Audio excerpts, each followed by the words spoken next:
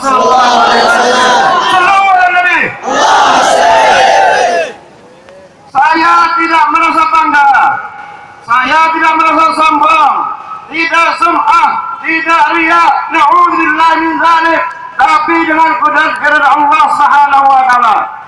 Para tim mandat telah memutuskan bahwa saya diputuskan sebagai Imam FPI Nusa Tenggara Barat. Tanggal 15 Oktober yang lalu. Dengan demikian, tanggal 28 Oktober, maka SK Imam FPI Nusa Tenggara Barat sudah ditegaskan oleh Imam Besar, yaitu DPP Dewan Pimpinan Pusat, yaitu Habib Rizik Syihab. Siap mendukung Habib Rizik? Tidak munafik? Tidak munafik?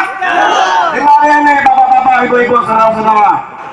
Kita sebagai umat Islam wajib melanjutkan perjuangan baginda Rasulullah SAW melalui FPI. Takbir! Dakwah itu 3 macam. Pertama, Rasulullah dengan para sahabat mengajak orang-orang kafir untuk masuk Islam dengan mengucapkan La ilaha illallah Muhammadur Rasulullah.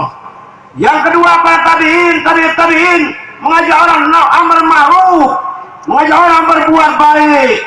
Gampang, di masjid, di langgar, di musalla, di majelis salib, di madrasah. Tapi yang ketiga ini berat, nahi mungkar, mencegah orang berbuat kemungkaran, tiada lain kecuali adalah FPI yang dipimpin oleh Habib Rizik Syihab.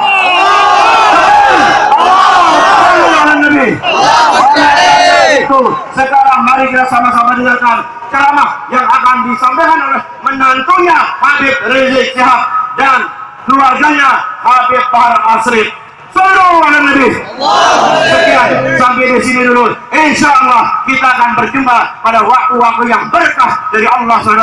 Allahumma shalli ala sayyidina Muhammad. Takbir. Sallallahu alaihi Nabi. Allahumma shalli ala sayyidina Muhammad. Akhir kalam. Assalamualaikum warahmatullahi wabarakatuh. Waalaikumsalam.